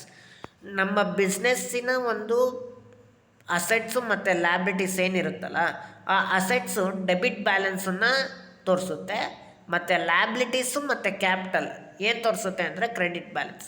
ಅಂದರೆ trading ಅಕೌಂಟಲ್ಲಿ debit column credit column ಇರುತ್ತೆ. Also debit ಕಾಲಮಲ್ಲಿ ಏನಿರುತ್ತಲ್ಲ ಅದು ಒಂದು assets ಆಗಿರುತ್ತೆ, ಮತ್ತು credit ಕಾಲಮಲ್ಲಿ ಇರ್ತಕ್ಕಂಥದ್ದು ಒಂದು capital ಆಗಿರ್ಬೋದು ಮತ್ತು ಲ್ಯಾಬಿಲಿಟೀಸ್ ಆಗಿರ್ಬೋದು. ಓಕೆ, ಸೊ ಈ ಡೆಬಿಟ್ ಬ್ಯಾಲೆನ್ಸು ಅಸೆಟ್ಸ್ ರೆಪ್ರೆಸೆಂಟ್ ಮಾಡುತ್ತೆ, ಕ್ರೆಡಿಟ್ ಬ್ಯಾಲೆನ್ಸು ಲ್ಯಾಬಿಲಿಟೀಸ್ ಮತ್ತು ಕ್ಯಾಪಿಟಲ್ನ ರೆಪ್ರೆಸೆಂಟ್ ಮಾಡುತ್ತೆ. It is called balance sheet because it is a statement of balances of all ledger accounts that have not been transferred to the trading account and profit and loss account and are to be carried forwarded to the next year with the help of the opening entry made in the journal at the beginning of the next year. Trading account ಮತ್ತು profit and loss ಅಕೌಂಟಲ್ಲಿ ಏನು transfer ಮಾಡ್ದಲೇ ಹಾಗೆ ಇರ್ತಕ್ಕಂಥ ಒಂದು ಕೆಲವೊಂದು accounts ಏನಿರುತ್ತೆ, ಅದು assets ಆಗಿರ್ಬೋದು ಅಥವಾ ಲ್ಯಾಬಿಲಿಟೀಸ್ ಆಗಿರ್ಬೋದು, ಅದನ್ನು ನಾವೆಲ್ಲಿ ಟ್ರಾನ್ಸ್ಫರ್ ಮಾಡ್ತೀವಿ, ಬ್ಯಾಲೆನ್ಸ್ ಶೀಟಲ್ಲಿ. ಸೊ ಆ ಬ್ಯಾಲೆನ್ಸ್ ಶೀಟಲ್ಲಿ ಟ್ರಾನ್ಸ್ಫರ್ ಮಾಡಿರ್ತಕ್ಕಂಥ ಒಂದು ಅಸೆಟ್ಸು ಮತ್ತು ಲ್ಯಾಬಿಲಿಟೀಸು ನಮಗೆ ಆ ಒಂದು ಇಯರನ್ನು ಒಂದು ಕ್ಲೋಸಿಂಗ್ ಬ್ಯಾಲೆನ್ಸಸ್ ಲೆಡ್ಜರ್. ಅದೇ closing balances of the ledger account ನಮಗೆ ನೆಕ್ಸ್ಟ್ ಇಯರಲ್ಲಿ ಅದು ಓಪನಿಂಗ್ ಬ್ಯಾಲೆನ್ಸಸ್ ಆಗುತ್ತೆ. ಸೊ ಆ ಒಂದು ಓಪನಿಂಗ್ ಎಂಟ್ರಿನ ಮಾಡಲಿಕ್ಕೋಸ್ಕರ ನಾವು ಒಂದು ಬ್ಯಾಲೆನ್ಸ್ ಶೀಟನ್ನು ನಾವೇನು ಮಾಡ್ತೀವಿ, ತೊಗೊತೀವಿ ಹೆಲ್ಪ್ ಆಗಿ. Okay, so this is about the balance sheet. Okay, let us we know what are the relevant items is going to be comes in the case of the balance sheet. In that the first one is current assets. Current assets, it is an asset which is in the form of short term investment. Okay, so ನಮಗೆ current assets ಅನ್ನೋದು ಒಂದು short term ಪೀರಿಯಡಲ್ಲಿ ಇರುತ್ತೆ. Short term period ಅಂದರೆ ಎಷ್ಟು sir, within 1 year. So ಆ ಒಂದು within 1 ಇಯರಲ್ಲಿ ಇರ್ತಕ್ಕಂಥ ಯಾವುದೇ ಒಂದು ಅಸೆಟ್ಸನ್ನು ನಾವು ಈಸಿಯಾಗಿ ಕ್ಯಾಶ್ ಆಗಿ ಕನ್ವರ್ಟ್ ಮಾಡ್ಬೋದು. ಅಂಥ ಒಂದು ಅಸೆಟ್ಸನ್ನು ನಾವೇನಂತ ಕರಿತೀವಿ, ಕರೆಂಟ್ ಅಸೆಟ್ಸ್ ಅಂತ ಕರಿತೀವಿ. So the current assets are the assets which is easily converted into cash and it is within 1 year. So that type of assets we are going to be called as current assets. Example ಅಂತ ನಾವು ನೋಡೋದಾದರೆ ಒಂದು cash in hand ಆಗಿರ್ಬೋದು ಅಥವಾ cash at bank ಆಗಿರ್ಬೋದು, bills receivable, stock of raw materials, semi finished goods. Semi finished goods ಅಂದರೆ ಅರ್ಧಂಬರ್ಧ ನಾವು ಏನು ಮಾಡ್ತೀವಿ, ಗೂಡ್ಸ್ನ ಫಿನಿಷ್ ಮಾಡಿರ್ತೀವಿ, ಅದನ್ನು ನಾವು ಸೆಮಿ ಫಿನಿಷಡ್ ಗುಡ್ಸ್ ಅಂತ ಕರಿತೀವಿ. ಅಥವಾ ಒಂದು ಫಿನಿಷ್ಡ್ ಗೂಡ್ಸ್ ಆಗಿರ್ಬೋದು, ಇವನ್ನೆಲ್ಲ ನಾವು ಕರೆಂಟ್ ಅಸೆಟ್ಸ್ ಅಂತ ಕರಿತೀವಿ. Next sundry debtors. Sundry debtors ಅಂದರೆ ಕಸ್ಟಮರ್ಸ್. ಓಕೆ, ಕಸ್ಟಮರ್ ಏನು ಮಾಡ್ತಾನೆ, ಗೂಡ್ಸ್ನ ಪರ್ಚೇಸ್ ಮಾಡ್ತಾನೆ ಕ್ರೆಡಿಟ್ ಬೇಸಿಸಲ್ಲಿ, ನಾವು ಅವನಿಗೆ ಗೂಡ್ಸ್ನ ಕ್ರೆಡಿಟ್ ಬೇಸಿಸಲ್ಲಿ ಸೇಲ್ ಮಾಡ್ತೀವಿ, ಅವನನ್ನು ನಾವು ಸಂಡ್ರಿ ಡೆಟಾರ್ಸ್ ಅಂತ ಕರಿತೀವಿ.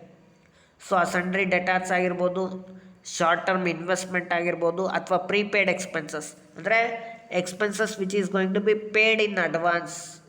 Okay, that type of expenses we are going to be call as prepaid expenses. So these are all the example for the current assets. Let us move to the next one, that is current liabilities. Current liabilities are those which is going to be expenses which is going to be paid within 1 year and which usually paid out of current assets current ಅಸೆಟ್ಸಿಂದನೇ ನಾವೇನು ಮಾಡ್ತೀವಿ, current ಲ್ಯಾಬಿಲಿಟೀಸನ್ನು pay ಮಾಡ್ತೀವಿ. So whatever the liabilities which is going to be paid within 1 year we are going to be call as current liabilities.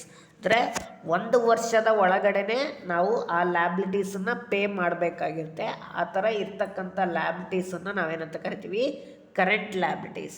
So ಆ 1 ವರ್ಷದ ಒಳಗಡೆ ನಾವು ಆ ಲ್ಯಾಬಿಲಿಟೀಸನ್ನು ಪೇ ಮಾಡಬೇಕಾಗಿರುತ್ತಲ್ಲ, ಅದನ್ನು ಯಾವುದ್ರ ಮುಖಾಂತರನೇ ನಾವು ಕೊಡ್ತೀವಿ ಅಂದರೆ ಒಂದು ಕರೆಂಟ್ ಅಸೆಟ್ಸ್ ಮುಖಾಂತರನೇ ನಾವು ಆ ಕರೆಂಟ್ ಲ್ಯಾಬಿಲಿಟೀಸನ್ನು ನಾವು ಪೇ ಮಾಡೋದು. ಓಕೆ, ಸೊ ಎಕ್ಸಾಂಪಲ್ ಅಂತ ಫಾರ್ ಕರೆಂಟ್ ಲ್ಯಾಬಿಲಿಟೀಸನ್ನು ನಾವು ನೋಡೋದಾದರೆ ಬ್ಯಾಂಕ್ ಓವರ್ ಡ್ರಾಫ್ಟ್ ಆಗಿರ್ಬೋದು, ಬಿಲ್ಸ್ ಪೇಯಬಲ್ ಆಗಿರ್ಬೋದು, ಸಂಡ್ರಿ ಕ್ರೆಡಿಟಾರ್ಸ್ ಆಗಿರ್ಬೋದು. ಸಂಡ್ರಿ ಕ್ರೆಡಿಟಾರ್ಸ್ ಅಂದರೆ ಸಪ್ಲೈಯರ್ಸ್, ನಮ್ಮ ಬಿಸ್ನೆಸ್ಸಿಗೆ ಗೂಡ್ಸ್ನ ಸೇಲ್ ಮಾಡಿರ್ತಾರಲ್ಲ ಕ್ರೆಡಿಟ್ ಬೇಸಿಸಲ್ಲಿ, ಅವ್ರನ್ನ ನಾವು ಸಂಡ್ರಿ ಕ್ರೆಡಿಟಾರ್ಸ್ ಅಂತ ಕರಿತೀವಿ.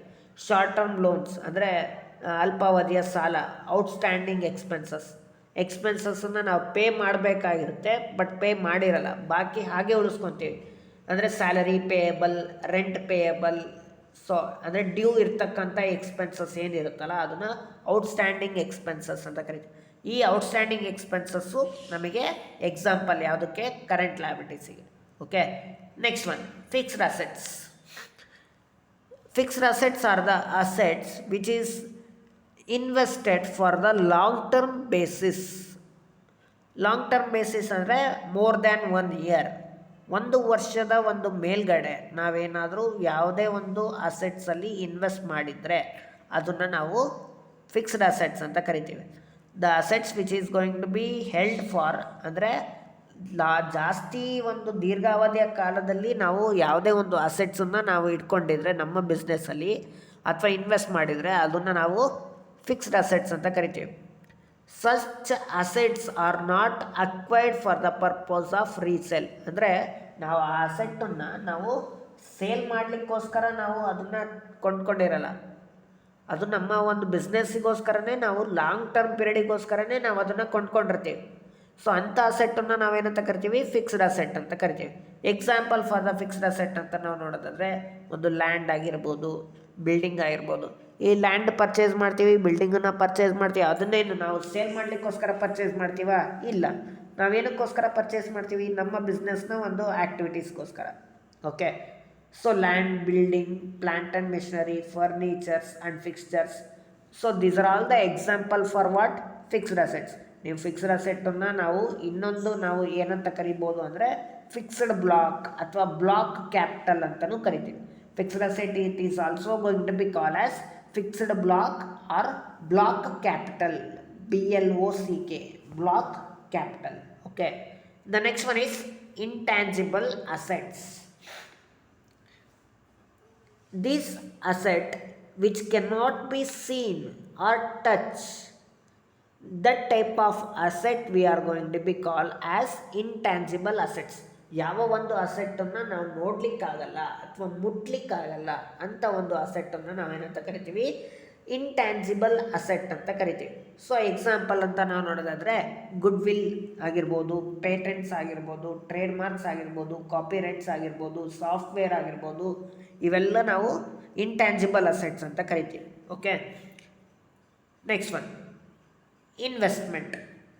Investment represents the fund or the amount which is going to be invested in government securities or a shares of a certain company. ನಮ್ಮ ಬಿಸ್ನೆಸ್ಸಿಂದ ನಾವು ಸರ್ಕಾರದ ಒಂದು ಸೆಕ್ಯೂರಿಟೀಸಲ್ಲಿ ಹಣನ ಹೂಡಿಕೆ ಮಾಡಿರೋದಾದ್ರೂ ಆಗಿರ್ಬೋದು, ಅಥವಾ ಬೇರೆ ಕಂಪನಿಯ ಒಂದು ಶೇರ್ಸಲ್ಲಿ ಹಣನ ಹೂಡಿಕೆ ಮಾಡಿರೋದಾದ್ರೂ ಆಗಿರ್ಬೋದು. ಆ ಥರ ನಾವು ನಮ್ಮ ಬಿಸ್ನೆಸ್ಸಿಂದ ನಾವು ಬೇರೆ ಒಂದು ಕಂಪನಿಯ ಒಂದು ಶೇರ್ಸ್ ಆಗಲಿ ಸೆಕ್ಯೂರಿಟೀಸಲ್ಲಾಗಲಿ ನಾವು ಹಣನ ಇಟ್ಟಿದ್ರೆ ಅದನ್ನು ನಾವು ಇನ್ವೆಸ್ಟ್ಮೆಂಟ್ ಅಂತ ಕರಿತೀವಿ.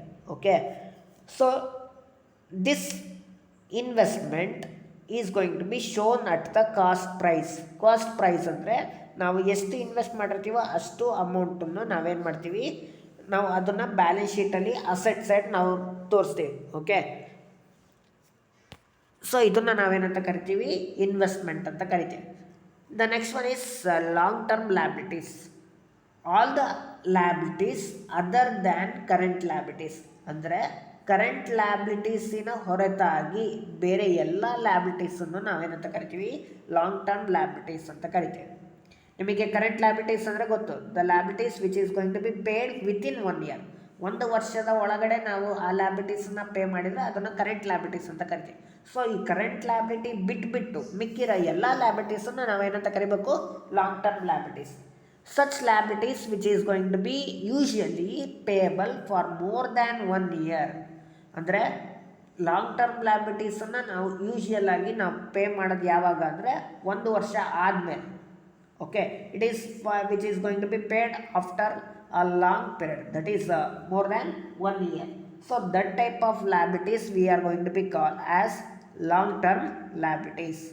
ಸೊ ಎಕ್ಸಾಂಪಲ್ ಅಂತ ನಾವು ನೋಡೋದಾದರೆ ಲಾಂಗ್ ಟರ್ಮ್ ಲ್ಯಾಬಿಲಿಟೀಸ್ಗೆ ಲಾಂಗ್ ಟರ್ಮ್ ಲೋನ್ಸ್ ಆಗಿರ್ಬೋದು, ಅಥವಾ long term loan from the bank and other financial institutions. ಬ್ಯಾಂಕಿಂದ ಸಾಲ ತೊಗೊಂಡಿರೋದು ಒಂದು ದೀರ್ಘಾವಧಿಯ ಕಾಲಕ್ಕಾಗಿರ್ಬೋದು, ಅಥವಾ ಕೆಲವೊಂದು ಫೈನಾನ್ಷಿಯಲ್ ಇನ್ಸ್ಟಿಟ್ಯೂಷನ್ಸಿಂದ ಲಾಂಗ್ ಟರ್ಮ್ ಲೋನ್ಸನ್ನು ತೊಗೊಂಡಿರೋದಾದ್ರೂ ಆಗಿರ್ಬೋದು. ಡಿಬೆಂಚರ್ಸ್ ಆಗಿರ್ಬೋದು. ಡಿಬೆಂಚರ್ಸ್ ಅಂದರೆ it is a debt which is going to be borrowed from the public. ನಾವು ಸಾಮಾನ್ಯ ಜನರಿಂದ ನಾವು ಡೆಟ್ಟನ್ನು ನಾವೇನು ಮಾಡ್ತೀವಿ, ಸಾಲನ್ನು ತೊಗೊಂಡಿರ್ತೀವಿ. By the process of issuing the ಡಿಬೆಂಚರ್ಸನ್ನು ಇಶ್ಯೂ ಮಾಡೋದ್ರ ಮುಖಾಂತರ ಸಾಲನ ನಾವೇನು ಮಾಡ್ತೀವಿ, ಪಡ್ಕೊತೀವಿ. ಯಾರಿಂದ? ಪಬ್ಲಿಕ್ಕಿಂದ. ಅದನ್ನು ನಾವೇನಂತ ಕರಿತೀವಿ, debentures. So these are all the example for the long term liabilities. And the next one is capital. So as you all know that capital, it is an amount which is going to be invested by the proprietor through the form of asset or in the cash. Okay, so that is we are going to be called as capital, and that capital represent what? Excess of assets over liabilities. Okay, ಅಂದರೆ ಕ್ಯಾಪಿಟಲನ್ನು ನಾವು asset ಜಾಸ್ತಿ ಇದ್ದು liabilities ಕಡಿಮೆ ಇದ್ದರೆ ಅದನ್ನು ನಾವು ಏನಂತ ಕರಿತೀವಿ, ಆ ಡಿಫ್ರೆನ್ಸ್ ಅಮೌಂಟನ್ನು ಕ್ಯಾಪಿಟಲ್ ಅಂತ ಕರಿತೀವಿ. ನಿಮಗೆ ಗೊತ್ತಿರ್ಬೋದು accounting equation, asset is equal to liabilities plus capital is equal to assets minus liabilities. Assets ಮತ್ತು ಲ್ಯಾಬಿಲಿಟೀಸಲ್ಲಿ ನಾವು ಕಂಪೇರ್ ಮಾಡಿದಾಗ ಆ ಡಿಫ್ರೆನ್ಸ್ ಅಮೌಂಟ್ ಏನು ಬರುತ್ತಲ್ಲ ಅದನ್ನು ನಾವೇನಂತ ಕರಿತೀವಿ, ಕ್ಯಾಪಿಟಲ್. ಆ ಕ್ಯಾಪಿಟಲ್ಲು ಒಂದು ಔಟ್ಸೈಡರ್ಸ್ ಫಂಡ್. ಅದು ಏನದು? The amount which is going to be due to the outsiders. Okay, next one, drawings. It is an amount which is going to be withdrawn by the proprietor for his personal use. ಯಾವುದೇ ಒಬ್ಬ ಪ್ರೊಪ್ರೈಟರು ತನ್ನ ಒಂದು ಸ್ವಂತ ಬಳಕೆಗೋಸ್ಕರ amount ಆಗಲಿ stock ಆಗಲಿ ತನ್ನ ಬಿಸ್ನೆಸ್ಸಿಂದ ಏನು withdraw ಮಾಡಿರ್ತಾನೆ ಅದನ್ನು ನಾವೇನಂತ ಕರಿತೀವಿ, ಡ್ರಾಯಿಂಗ್ಸ್. ಸೊ ಆ ಥರ ಡ್ರಾಯಿಂಗ್ಸ್ ಮಾಡಿದಾಗ ಆ ಒಂದು ಕ್ಯಾಪಿಟಲ್ ಬ್ಯಾಲೆನ್ಸ್ ಏನಾಗುತ್ತೆ, ಕಡಿಮೆ ಆಗುತ್ತೆ. ಸೊ ಯಾವುದೇ ಒಂದು ಡ್ರಾಯಿಂಗ್ಸನ್ನು ನಾವು ಕ್ಯಾಪಿಟಲಲ್ಲಿ ಲೆಸ್ ಮಾಡಬೇಕಾಗುತ್ತೆ. ಓಕೆ, ಸೊ ಲೆಸ್ ಮಾಡೋದೆಲ್ಲಿ ಅಂದರೆ it is to be deduct in the capital in the balance ಶೀಟಲ್ಲಿ ಕ್ಯಾಪಿಟಲಲ್ಲಿ ಡ್ರಾಯಿಂಗ್ಸನ್ನು ಏನು ಮಾಡಬೇಕು, ಲೆಸ್ ಮಾಡಬೇಕು. So these are all the items we are going to be recorded in the balance sheet. So this is the format of the balance sheet. ಇದು balance ಶೀಟಿನ format. ನಿಮಗೆ left hand ಸೈಡಲ್ಲಿ ಲ್ಯಾಬಿಲಿಟೀಸ್ ಬರುತ್ತೆ, right hand ಸೈಡಲ್ಲಿ assets ಬರುತ್ತೆ. ಇಲ್ಲಿ ನೋಡಿ, liabilities ಸೈಡಲ್ಲಿ ಕ್ಯಾಪಿಟಲ್ ಮತ್ತು ಪ್ರಾಫಿಟ್, ನೆಟ್ ಪ್ರಾಫಿಟ್ P&L ಅಕೌಂಟಲ್ಲಿ ಏನಾದರೂ ಇತ್ತು ಅಂದರೆ ಆ ನೆಟ್ ಪ್ರಾಫಿಟನ್ನು ಕ್ಯಾಪಿಟಲಲ್ಲಿ ಆ್ಯಡ್ ಮಾಡಬೇಕು. ಇನ್ ಕೇಸ್ ನೆಟ್ ಲಾಸ್ ಇತ್ತು ಅಂದರೆ ಕ್ಯಾಪಿಟಲಲ್ಲಿ ಏನು ಮಾಡಬೇಕು, ಲೆಸ್ ಮಾಡಬೇಕು. Okay, so this is the format of the balance sheet. The next one concept is marshalling of assets and liabilities. In a balance sheet, the assets and liabilities are arranged in either in the order of liquidity or performance. ನೋಡಿ, ನಾವು ಈ items asset side ಮತ್ತು liability side ಬರೆದಿರ್ತೀವಲ್ಪ, ಇದನ್ನು ಯಾವ ರೀತಿ ನಾವು ಬರೆದಿರ್ತೀವಿ ಅಂದರೆ ಒಂದು ಲಿಕ್ವಿಡಿಟಿ ಬೇಸಿಸಲ್ಲಾದರೂ ಬರೆದಿರ್ಬೋದು, ಅಥವಾ ಒಂದು ಪರ್ಫಾರ್ಮೆನ್ಸ್ ಬೇಸಿಸಲ್ಲಾದರೂ ಬರೆದಿರ್ಬೋದು. ಓಕೆ, ಸೊ ಒಂದು ಲಿಕ್ವಿಡಿಟಿ ಬೇಸಿಸಲ್ಲಿ ನಾವು ಬರೆದಿರೋದು ಅಥವಾ ಒಂದು ಪರ್ಫಾರ್ಮೆನ್ಸ್ ಬೇಸಿಸಲ್ಲಿ ಬರೆಯೋದನ್ನು ನಾವು marshalling of assets and liabilities ಅಂತ ಕರಿತೀವಿ. ಓಕೆ, ನಿಮಗೆ ಜರ್ನಲ್ ಎಂಟ್ರೀಸನ್ನ ಯಾವ ಆರ್ಡರಲ್ಲಿ ಬರೀತಾರೆ ಅಂತ ನಿಮಗೆ ಗೊತ್ತಿದೆ, ಕ್ರೊನಾಲಜಿಕಲ್ ಆರ್ಡರ್ ಅಂತ ನೀವು ಹೇಳ್ತೀರ. ಅದೇ ರೀತಿ ಈ ಬ್ಯಾಲೆನ್ಸ್ ಶೀಟಲ್ಲಿ ಅಸೆಟ್ಸು ಮತ್ತು ಲ್ಯಾಬಿಲಿಟೀಸನ್ನ ಯಾವ ಆರ್ಡರಲ್ಲೇ ಬರಿತೀವಿ ಅಂದರೆ on the basis of the liquidity or on the basis of the performance. So ಪರ್ಫಾರ್ಮೆನ್ಸಲ್ಲಿ ನಾವು ರೆಕಾರ್ಡ್ ಮಾಡೋದಾದ್ರೂ ಆಗಿರ್ಬೋದು, ಲಿಕ್ವಿಡಿಟಿ ಬೇಸಲ್ಲಿ ರೆಕಾರ್ಡ್ ಮಾಡೋದಾದ್ರೂ ಆಗಿರ್ಬೋದು.